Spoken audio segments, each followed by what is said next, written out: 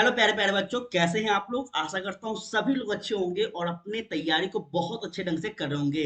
प्यारे बच्चों, 2025 board exam को लेकर हम सभी जो है लगातार आपके सामने कोशिश कर रहे हैं कि आपका बोर्ड एग्जाम बेहतर से बेहतर हो। और इसी प्रयास से हम कोशिश ये भी कर रहे हैं कि जितने भी आपका क्लास 12th में आर्ट्स सब्जेक्ट का जो टेंशन है कि आर्ट्स सब्जेक्ट बहुत बड़े होते हैं और काफी ज्यादा इसमें लेंदी होता है, तो हम आसान से आसान थ्योरी के साथ आसान से आसान तरीका के साथ हम आपके सामने लेकर आ रहे हैं ताकि बोर्ड एग्जाम में आप बेहतर से बेहतर मार्क्स लेकर आ पाए। बच्चों, आपको बता दें कि यह क्लासेस जो है आपका एनसीईआरटी और एसपीपीडी दोनों मिक्स करके पढ़ाए जा रहे हैं, समझाए जा रहे हैं, क्योंकि बहुत सारे ऐसे बोर्ड हैं जहां पे डायरेक्ट एनसीईआरटी से क्वेश्चन पूछे जाते हैं, तो कोई ऐसे भी बोर्ड हैं जहां पे एसपीपीडी का मैथ है। तो हमने सोचा कि इन दोनों को मिलाकर आप सभी के सामने यह क्लासेस करवाया जाए, थोड़ा हटकर अलग, ताकि कहीं से भी प्रश्न आपसे पूछा जाए तो आप उसको टैकल कर पाए और सही ढंग से लिख पाए। ठीक है, ताकि आपका जो सपना है बोर्ड एग्जाम में अच्छे मार्क्स लाने का वो साकार हो पाए। बच्चों, आपको बता दें, इससे पहले क्लास 12th का इंपॉर्टेंट क्वेश्चन जो कि पूरे विस्तार के साथ करवाए गए हैं, आज हम चैप्टर नंबर 2 अर्थात king, farmers and town early state करने वाले हैं, राजा, किसान और नगर। ये आपके लिए सभी बोर्ड एग्जाम के लिए महत्वपूर्ण है, चाहे आप यूपी बोर्ड हो, झारखंड बोर्ड हो, बिहार बोर्ड हो या फिर आप सीबीएसई बोर्ड हैं, सभी के लिए महत्वपूर्ण है। तो करते हैं शुरू। थोड़ा सा बच्चे आपसे रिक्वेस्ट है कि सेशन अगर अच्छा लगे तो प्लीज लाइक और शेयर जरूर कीजिएगा। और एक बात याद रखिएगा, आप लोग कमेंट नहीं करते हैं तो कमेंट भी करेंगे। चलिए करते हैं शुरू, और आज के इस सेशन का सबसे पहला प्रश्न आपके सामने है। प्रश्न का उत्तर बहुत ही लेवल वाला है और ये सारे क्वेश्चन डायरेक्ट बोर्ड एग्जाम में पूछे गए हैं, ठीक है ना। तो प्लीज आप लोग इस सारे क्वेश्चन को नजरअंदाज बिल्कुल भी मत कीजिएगा। हो सकता है आपके 25 वाले जो एग्जाम होंगे उसमें डायरेक्ट आपको दिख जाए। कहता है, आरंभिक ऐतिहासिक नगरों में शिल्प कला के उत्पादन के प्रमाणों की चर्चा कीजिए। ये आपसे पूछा गया है। तो आप लोग पढ़े होंगे कि आरंभिक जो ऐतिहासिक नगर थे, अर्थात ये सीधा सीधी किसकी बात कर रहा है, तो आपका हड़प्पा सभ्यता की, हड़प्पा नगर की बात कर रहा है। क्लियर है। और हम आपको पिछले वाले क्लास में जो है हड़प्पा सभ्यता की पूरा विस्तार से शिल्प कला के बारे में ही बताए थे। अगर आप लोग नहीं देखे तो प्लीज उसको भी देख लीजिएगा, बहुत विस्तार से बताया गया है। दूसरा पॉइंट है, हड़प्पा के नगरों के प्रमाण से ये प्रमाण कितने भिन्न है, ये भी आपको क्या करना है, व्याख्या करना है। तो अगर ऐसा प्रश्न आपके एग्जाम में एक प्रश्न पत्र में पूछा जाए तो आप इसका उत्तर कैसे देंगे, चलिए इसको देखते हैं और समझते हैं। उत्तर ध्यान दीजिएगा बच्चे। इन नगरों में मृत भांडों के साथ साथ गहने, उपकरण, हथियार, बर्तन और सोने, चांदी, कांस्य तथा तांबे, हाथी दांत, शीशे, शुद्ध और पक्की मिट्टी की बर्तन जो है इसकी वो बनाई जाती थी। किस किस चीज की बात कर रहा है, तो मृत भांड। मृत भांड का मतलब क्या होता है, तो बच्चों लिख लीजिएगा, ये होता है मिट्टी का बर्तन। क्या होता है, मिट्टी का बर्तन होता है, इसको मृत भांड कहते थे। क्लियर है। साथ में गहने होते थे, उपकरण कुछ होते थे, ये सारे जो आपका हाथी का हथियार हो गया, हाथी दांत हो गया, ये जितने भी आप तत्व देख रहे हैं, ये सारे तत्वों को जो है आपको हड़प्पा सभ्यता के जो लोग हैं इसका प्रयोग करते थे, याद रखेंगे। पॉइंट नंबर 2 है, क्या कहता है, ध्यान दीजिएगा। कहता है, इन नगरों में वस्त्र बुनने का कार्य भी होता था, साथ ही साथ बढ़ईगिरी, मृतभान बनाने का कार्य था और आभूषण बनाने के कार्य किए जाते थे। लोहे के औजार भी यहाँ बनते थे। प्यारे बच्चों, याद रखेंगे, अस्त्र शस्त्र आदि बहुत सारे ऐसे वस्तु थे जो कि इस नगर में बनाए जाते थे। तो ये सारे हम लोग को याद रखना है अगर आपसे पूछा जाए हड़प्पा सभ्यता की विशेषता या फिर प्रारंभिक नगर की विशेषता, बात एक ही है। चलिए थोड़ा और आगे देखें, यहाँ पे थोड़ा टाइपिंग में मिस्टेक हो गया है, नंबर यहाँ पे 3 होना चाहिए लेकिन फिर से 1 हो गया। खैर, नंबर पे ध्यान ना देकर हम लोग पॉइंट पे ध्यान देंगे। कहता है, आरंभिक ऐतिहासिक नगर हड़प्पा कालीन नगरों से अनेक मामलों में क्या था, तो भिन्न था। ठीक है, हड़प्पा जो नगर है, हड़प्पा कालीन जो नगर है, इससे थोड़ा भिन्न था। कौन सा, तो आरंभिक ऐतिहासिक नगर, अर्थात इसका ऐतिहासिक नगर जो आरंभिक है, ये किसके बारे में संदेश दे रहा है हमें, तो प्यारे बच्चों याद रखेंगे, जब हम लोग पढ़ते हैं पाषाण काल, पूरा पाषाण काल, नव पाषाण काल, तो हम सभी को पता है कि जो तीसरा वाला फेज है उसको हम लोग क्या कहते हैं, तो पूरा पाषाण काल कहते हैं। ठीक है, और बच्चों पूरा पाषाण काल के अंतर्गत हम आए तो हम लोग देखते हैं कि बहुत सारे उस काल में जो है बहुत सारे ऐसे तत्व थे, बहुत सारे ऐसे चीजें थी जो कि क्या हो गया था, तो उसका विकास हो चुका था। हाँ, ये भी अलग बात है कि उन दोनों संस्कृतियों में भिन्नताएं थी, वही बातें यहाँ पे समझाने का प्रयास किया गया है। देखो, कहता है दोनों काल में जो मकान होते थे उस समय, वो मकान भवन की बनावट एवं उनमें लगी सामग्री भी भिन्नता हमें देखने को मिली है। ठीक है, तो आपसे तुलना किया जाए कि हड़प्पा कालीन जो नगर थे उससे और प्रारंभिक नगर का बात कर रहा है, तो आपको याद रखना है हम नव पाषाण काल, पूरा पाषाण काल ये पढ़ते हैं ना, इसकी बात कर जा रही है। तो यहाँ पे आपको याद रखना है इन दोनों में विभिन्नताएं थी। ठीक है, हड़प्पा के जो लोग हैं ये लोहे का प्रयोग को नहीं जानते थे। हम लोग कई बार आपको बताए हैं, हम सॉरी, यहाँ ध्यान दीजिएगा ये चीजें। देखिए, जब हड़प्पा कालीन हम पढ़ेंगे तो बच्चों याद रखेंगे हड़प्पा के जो लोग हैं ये लोहे का प्रयोग करना अभी तक नहीं जानते थे। हाँ, यहाँ पे एक चीज आपको याद रखना है, ये किस चीज का प्रयोग करते थे, तो कांस्य, किसका, कांस्य का जो है ये लोग प्रयोग करते थे। साथ में आपको याद रखना है ये लोग और किस चीज का प्रयोग करते थे, तो तांबा का। ठीक है, इसलिए हड़प्पा कालीन अगर हम बात कर ले सभ्यता को, तो इसको हम कांस्य युग भी कहते हैं, ताम्र युग भी कहते हैं। ठीक है, तो ये आपको याद रखना है। जबकि आरंभिक नगरों की अगर बात करें तो ये लोग जो है प्रयोग भली भांति जानते थे। मोस्ट इंपॉर्टेंट है, इसको आप लोग याद रखेगा। देखिए, एग्जाम में लिखने का जो तरीका होता है वो यही होता है। डिफरेंस आप जो है अच्छे ढंग से देंगे तो 110% गारंटी है कि एग्जामिनर आपको 100 मार्क्स में 100 देगा, जरूर देगा। ठीक है, चलो आगे बढ़े। आप लोगों को कैसा लग रहा है ये जरूर बताइएगा। मेरा कोशिश है कि हम आपको जो है आसान से आसान करके हर चीज बताएं। ठीक है, चलिए, फिर भी कोई कमी रह जाए तो आप लोग हमें कमेंट के माध्यम से बताएं ताकि हम उसमें बदलाव करते रहें। ध्यान दीजिएगा, कहता है हड़प्पा सभ्यता के नगर सुव्यवस्थित ढंग से बनाए गए थे, जबकि आरंभिक नगर में इसका अभाव हमें देखने को मिलता है। बच्चों याद रखेंगे, आरंभिक नगर जो है इसमें जो व्यक्ति है वो व्यक्ति धीरे धीरे विकास कर रहा है अपना, तो यहाँ पे हमें हर तरह का चीज, हर प्रकार की सुव्यवस्थित जो ढंग की एक संरचना है वो नहीं दिखती है। हाँ, लेकिन अगर बात कर रहे हैं हम हड़प्पा सभ्यता की, तो बच्चों हड़प्पा सभ्यता जो है वो आज हम वर्तमान में अगर कोई नगर देख रहे हैं, जैसे पटना हो गया, जैसे आपका दिल्ली हो गया, जैसे ये सभी जो नगर हैं, ये जिस तरह से विकास किए हुए हैं, बिल्कुल वो इसी तरह से विकास उस समय आपका हड़प्पा का जो है नगर हुआ करता था। ठीक है, तो इस प्रकार से आपको याद रखना है। अर्थात हम सीधा सीधा ये निष्कर्ष निकाल सकते हैं कि जो हड़प्पा के लोग थे वो अच्छे खासे क्या थे, तो नॉलेज वाले लोग थे। वो लोग कहीं ना कहीं एक बुद्धिजीवी लोग भी कह सकते हैं। ठीक है, चलिए और आगे बढ़े।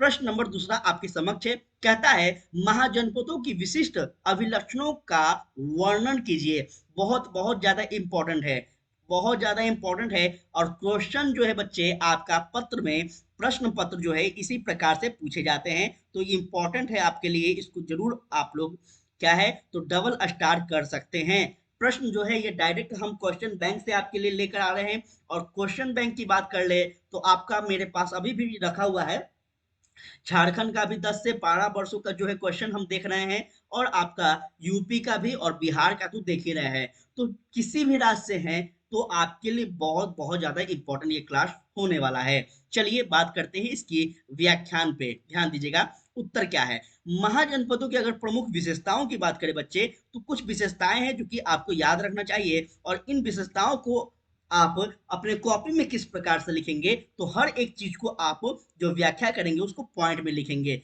पॉइंट हम शुरू से ही आपको बता रहे हैं, 2025 का जो हम लोग का टारगेट है उस टारगेट को भेदना है, तो हर चीज को विस्तार से अभी से समझना होगा। बच्चों याद रखिएगा, हम किसी भी प्रश्न को लिखें तो उस प्रश्न को हम जितना सरल भाषा में लिखें और जितना पॉइंट वाइज लिखेंगे उतना ही ज्यादा एग्जामिनर को समझने में आसानी होगा। और एग्जामिनर जितना आसान ढंग से समझ सकेगा उतना ही बेहतर ढंग से हमें नंबर भी कॉपी में देगा। तो इसलिए हम हर चीज को आपको जो है यहाँ पे पॉइंट वाइज करके लाते हैं ताकि आप लोगों को फायदा हो। पहला पॉइंट कहता है महाजनपद का जो विकास हुआ था बच्चे, ये कब हुआ था, तो ये अंडरलाइन कर लीजिएगा, इंपॉर्टेंट है। इसका विकास हमें जो है 600 ईसा पूर्व से लेकर 300 ईसा पूर्व के बीच दिखती है। अब कुछ ऐसे विद्यार्थी होंगे जो सोच रहे होंगे कि 600 ईसा पूर्व से 320 ईसा पूर्व कैसे हुआ। ठीक है, 600 से 700 होना चाहिए, तो ये पीछे क्यों जा रहा है। तो बच्चों यहाँ पे छोटा सा हम ज्यादा टाइम ना लेते हुए आपको समझाना चाहेंगे। एक होता है ईसा पूर्व और एक होता है ईसवी, जिसको हम इस तरह से डिनोट करते हैं। ठीक है, ईसा पूर्व की अगर बात करें बच्चों, तो ईसा पूर्व जो होता है यह उल्टा चलता है। ठीक है, जैसे हम अगर बात कर लें, आपका 500 है, तो 500 से ये 600 नहीं होगा, क्या होगा, 400 ईसा पूर्व होगा। ठीक है, ये क्या है, तो ईसा मसीह के जन्म के पहले की जो घटना थी उसको हम लोग ईसा पूर्व कहते हैं। वहीं अगर बात कर ले हम लोग ईसवी की, तो ईसवी हम लोग उसे कहते हैं जब ईसा मसीह का जन्म हो चुका था। और ये जो समय है इसका कालखंड हम लोग कैसे निर्धारित करते हैं, तो ये जो है आपका पीछे नहीं बल्कि प्लस होता है। यहाँ पे माइनस होता है तो यहाँ पे प्लस होता है। जैसे 500 है तो 500 के बाद 600 आएगा।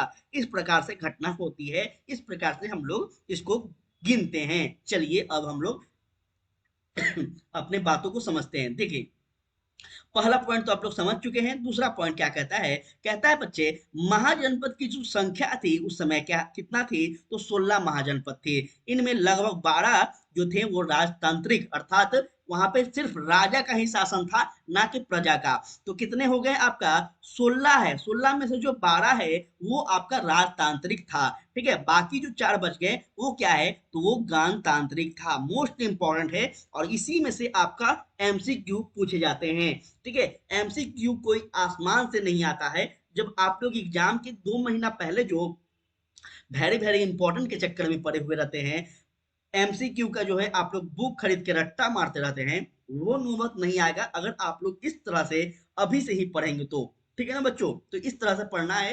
हर एक क्वेश्चन जो है हम लोग का वो क्या होता है, तो बुक से ही होता है, कहानी से ही होता है। ठीक है, जो अपना सिलेबस है उसके अंदर से ही होता है। लेकिन हम लोग शुरू में पढ़ते नहीं है, इसलिए बाद में हम लोगों को दिक्कत होता है, और मॉडल पेपर, क्वेश्चन बैंक, इन सब चीजों पर जो है निर्भर रहना पड़ता है। तो इस चीजों को समझेंगे, थोड़ा सा आपके लिए ही हम बता रहे हैं। चलिए और आगे समझते हैं बच्चे क्या है। पॉइंट नंबर तीसरा कहता है, महाजनपदों का जो प्राय है लोहे से बढ़ते प्रयोग और सिक्कों के विकास के साथ साथ जोड़ा जाता है। बच्चों याद रखेंगे, अगर आपसे पूछा जाए महाजनपद की विशेषता, तो इन सभी विशेषताओं को तो याद रखेंगे, साथ ही साथ यह भी याद रखना है कि जो महाजनपद के समय था, महाजनपद का जो काल था, इस समय लोहे का प्रयोग बहुत ही प्रचुर मात्रा में होने लगा था, और सिक्कों का भी इसका विकास हुआ था। अब लोहे का विकास की अगर बात कर ले बच्चों, तो आपको याद रखना चाहिए कि महाजनपद जनपद जो काल है यह क्या हुआ था, तो इस समय बहुत सारे राजा महाराजा, और साथ ही साथ पूरे भारत ही नहीं पूरे विश्व में राजा महाराजा प्रजा पशु सब कुछ का विकास हो चुका था। ठीक है ना, तो इसलिए उन चीजों को चलाने के लिए एक शासक होते थे, प्रजा होते थे, और सभी का काम भी बट गया था। साथ में हम अगर बात कर ले तो लोहे का और बहुत सारे पदार्थ का जो है यहाँ पे विकास हो चुका था, तभी ना संसार चल पाएगा, तभी तो दुनिया का समाज का विकास हो पाएगा ना। तो इसलिए आपको याद रखना है। साथ में यहाँ पे जो लोहे थे बच्चे, उस लोहे से सिक्के, साथ में और बहुत सारे अलग अलग जो है वस्तुओं का निर्माण किया गया था। तो ये बातें आप लोग याद रखिएगा। चलिए थोड़ा और आगे बढ़ते हैं और चीजों को समझाते हैं। कैसा लग रहा है आप लोगों को क्लास, जरूर बताइए। हम आपसे कल भी पूछे थे कि आप लोग जो है क्लास का ड्यूरेशन जरूर बता दिया कीजिएगा। ठीक है, क्या होता है कि समझाने में थोड़ा टाइम लग जाता है, हम नहीं चाहते कि आपको अधूरा ज्ञान हो, इसलिए। लेकिन अगर आप लोग बोलेंगे तो हम थोड़ा छोटा वीडियो बनाएंगे, जल्दी आपका जो है क्लास लिए लिया करेंगे। ध्यान दीजिएगा, ज्यादातर जो महाजनपद पर राजा का शासन होता था, लेकिन गण और संघ के नाम से प्रसिद्ध राज्य जो है में इनमें अनेक लोग का समूह क्या करता था, शासन करता था। अब यहाँ पे सीधा सीधी समझिएगा, मेरे बात को सुनिएगा। अभी फिलहाल हम अपना फेस तो दिखा नहीं पा रहे हैं, क्योंकि हम आपसे प्रॉमिस लिए हैं कि आप लोग थोड़ा सपोर्ट कीजिएगा चैनल को, तभी हम लाइव आ पाएंगे। लेकिन आप लोग सपोर्ट कर नहीं रहे हैं, इसलिए हम आपके सामने आ नहीं पा रहे हैं। देखिए क्या कहता है, कहता है कि जो 16 महाजनपद थे उनमें से ज्यादातर जो महाजनपद थे यहाँ पे राजा का शासन था, अर्थात राजतंत्र था। लेकिन कुछ ऐसे भी राज्य थे, कुछ ऐसे भी संघ थे जो कि क्या करते थे, तो गण और संघ मिल के जो है आपका राज्य चलाते थे, जिसको हम लोग क्या करते थे, तो प्यारे बच्चों इसको हम लोग गणतांत्रिक राज्य कहा करते थे, ठीक है। और इसमें जो अलग अलग शासक थे, उन सभी शासकों का समूह जो है मिलकर वहां का जो है राज्य संभाला करते थे। जैसे अगर आपका पूछा जाए एग्जाम्पल के तौर पे, तो याद रखिएगा आपका बज्जी संघ। बज्जी संघ बहुत इंपॉर्टेंट है और कई बार प्रश्न में पूछा जाता है, तो ये आपको याद रखना है। इस तरह प्रत्येक व्यक्ति जो है राजा कहलाता था, और महावीर और बुद्ध दोनों जो है यह गण से ही आते थे। तो वेरी वेरी इंपॉर्टेंट है किसके बारे में, महावीर और आपका बुद्ध, गौतम बुद्ध के बारे में बात किया जा रहा है, और महावीर के बारे में बात किया जा रहा है, जो कि एक जो है बौद्ध धर्म से संबंधित है, तो दूसरा आपका जैन धर्म से। ये दोनों जो है बच्चों, इनका विकास जो होता है वो लगभग लगभग इसी समय होता है। तो याद रखिएगा इनके बारे में भी आप लोग। चलिए थोड़ा और देखा जाए आगे, ध्यान दीजिएगा। कहता है 5वां नंबर पॉइंट, गणराज्यों में भूमि सहित अन्य आर्थिक स्रोतों पर गण के राजा का क्या होता था, तो सामूहिक नियंत्रण होता था। सामूहिक नियंत्रण का बात कर रहा है, तो इसको थोड़ा सा आप लोग समझने का कोशिश कीजिएगा बच्चे, कि यहाँ पे पर्सनली किसी भी व्यक्ति का क्या है, तो उसका नियंत्रण नहीं है, उसका अधिकार नहीं है। यहाँ पे हर वो व्यक्ति, हर समाज का व्यक्ति, हर राज्य का, जो उस राज्य का जितने भी व्यक्ति हैं, नागरिक हैं, उनका सभी का अधिकार है, और सबको लेकर चलना होता है। इसी को हम गणराज्य कहते हैं, इसी को हम लोग लोकतंत्र कहते हैं। तो ये भी आपको समझना होगा। यही था एक आपका प्रजातंत्र का उद्भव एवं विकास का एग्जाम्पल। प्रत्येक महाजनपद की एक राजधानी होती थी, जो कि प्रायः किलेबंदी होती थी। अब ये किलेबंदी क्या है, ये हम आपको शुरुआत वाला जब चैप्टर 1 का लेक्चर पढ़ रहे थे बच्चे, तो वहां पे हम बताए थे आपको। वहां पे हम आपको बताए थे कि किलेबंदी जो होता है, वो हर एक राजा अपने राज्य का जो है घेराबंदी करते थे। क्यों, तो सुरक्षा के दृष्टिकोण से, जिसे कि हम किलाबंदी कहते हैं, ठीक है। किलेबंद राजधानियों के रख रखाव प्रारंभिक सेनाओं और नौकरशाहों के लिए आर्थिक स्रोत की जरूरत होती थी। तो इसलिए जो है आर्थिक स्रोत का जो जरूरत होता था, इस कारण से राजा क्या करने लगे बच्चे, तो कर लगाने लगे, अर्थात टैक्स वसूल करने लगे। ठीक है, टैक्स वसूल जो करा गया था, वो इसीलिए किया गया था। इससे पहले जब हम लोग इतिहास पढ़ते हैं, तो उस समय कोई राजा नहीं था, ना ही कोई टैक्स था। ठीक है, तो ये सारे टैक्स कब से आने लगे, जब कोई राजा बन गया। किसी एक व्यक्ति को जब पूरे राज्य का जो है एक प्रमुख बनाया गया है, तो जाहिर सी बात है कि उसकी सुरक्षा उसके हाथों में होगी, और उस सुरक्षा के लिए क्या चाहिए, तो धन चाहिए, बल चाहिए। तो इसलिए हर लोग पर टैक्स लगाया गया, जो कि आज तक हम लोग पे चल रहा है। आज भी हम लोग सरकार को टैक्स देते हैं। तो ये चीजें आप लोग याद रखिएगा। चलिए और आगे बढ़ते हैं। महाजनपदों में ब्राह्मणों ने लगभग छठी शताब्दी ईस्वी तक जो है पूर्व से संस्कृत भाषा में धर्मशास्त्र नामक ग्रंथों की रचना शुरू की। कब की, तो छठी शताब्दी, 6th सेंचुरी की बात कर रहा है बच्चे यहाँ पे, कि 6th सेंचुरी के आसपास क्या हुआ है, तो कुछ ब्राह्मण समुदाय और आपका उच्च जो कुल के लोग थे, उन सभी ने मिलकर क्या किया है, तो धर्म के जो है धर्म ग्रंथ, जिसको हम कहते हैं, जिसमें हम वेद कह ले, पुराण कह ले, ये सारी चीजों का क्या हुआ है, रचना हुआ है। अपने धर्म ग्रंथ अभी जो है कितने हैं, अगर आपसे पूछा जाए तो वो 4 हैं। ठीक है, कौन कौन है, तो आपको जरूर कमेंट में बताना है बच्चे, वो कौन कौन है। ठीक है, अपने जो वेद हैं, वो 4 वेद हैं। कौन कौन से हैं, ये आपको कमेंट में बताना है। ठीक है, ये आपके लिए होमवर्क है। अन्य लोगों के लिए जो है नियमों का निर्धारण किया गया था, इसको याद रखेंगे। शासकों के का काम किसान, व्यापारी और शिल्पकारों से कर और भेंट का था, वसूलना था। तो ये भी आपको याद रखेगा। अभी कुछ देर पहले ही हम आपको बताए हैं कि जो शासक थे वो टैक्स वसूला करते थे, और उसी टैक्स के बदौलत में क्या करते थे, तो उस राज्य का विकास करते थे। आज हम लोग जो टैक्स दे रहे हैं, तभी ना अपना भारत का विकास हो रहा है, तभी ना अपना यूपी, अपना बिहार, अपना झारखंड का विकास हो रहा है। तो टैक्स देना भी जरूरी है बच्चों। अगर टैक्स हम नहीं देंगे, तो हमारा राज्य, हमारा देश का विकास नहीं होगा। क्लियर है, चलिए। संपत्ति जुटाने का एक वैध उपाय पड़ोसी राज्य पर आक्रमण करके उसका धन इकट्ठा करना होता था। तो ये भी आपको याद रखिए। जैसे किसी दूसरे राज्य पर अगर हम आक्रमण करते हैं, तो उस राज्य में अगर हम हमें जीत मिल जाती है, तो वहां का जो धन संपदा है, उसको भी हम लोग अपने राज्य में ले लेते हैं, और फिर अपने राज्य का विकास करते हैं। तो ये भी एक टेक्निक था। ठीक है, और क्या था समझिएगा। तीसरा है, ध्यान, 9वां है, क्षमा चाहेंगे। कहता है धीरे धीरे कुछ राज्य ने अपने अस्थाई सेना और नौकरशाह तंत्र तैयार कर लिया। बाकी अब राज्य जो है सहायक सेना पर निर्भर था, जिन्हें हम प्राय कृषक वर्ग से नियुक्त किया जाता था। तो याद रखिए। अब यहाँ पे दो कुछ शब्द है, उसको हम लोग ध्यान देंगे। देखिए, शब्दों पे कोशिश पकड़ बनाइएगा ना बच्चों, तो आपको अगर एग्जाम हॉल में आंसर नहीं भी याद है तो इसमें बनाकर लिख दीजिएगा। क्योंकि अक्सर जितने भी हमें जो भी बच्चों देख रहे हैं आप लोग, हमें उम्मीद है कि आप लोग हिंदी माध्यम के ही होंगे। तो हिंदी माध्यम में जो होता क्या है ना कि आसान होता है, अगर आपको कहानी माइंड में है, इमेज कर पा रहे हो, तो आप सही ढंग से उत्तर को लिख पाएंगे। देखिए, यहाँ पे कुछ शब्द है जैसे नौकरशाह।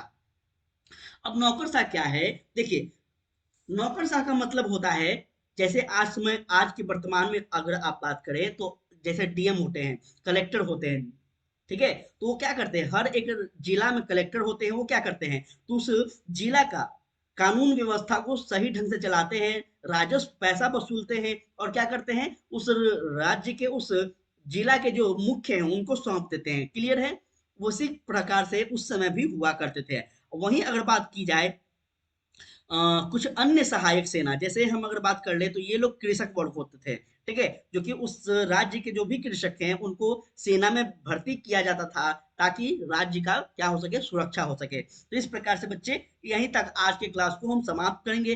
कैसा लगा सेशन जरूर बताइएगा। और हम डेली आप लोग से बोल रहे हैं कि ज्यादा लंबा हम लेक्चर इसलिए नहीं ले पा रहे हैं ताकि आप किसी भी विद्यार्थी का फीडबैक नहीं आ रहा है। प्लीज आपसे विनती है, रिक्वेस्ट है कि आप लोग फीडबैक दीजिए, ताकि हम छोटा क्लास लेना है, बड़ा लेना है, और समझाना है कि कम बोलना है, ये हमें पता चल जाए, ताकि हम आपके डिमांड के आधार पर क्लास को आगे आरंभ कर सके।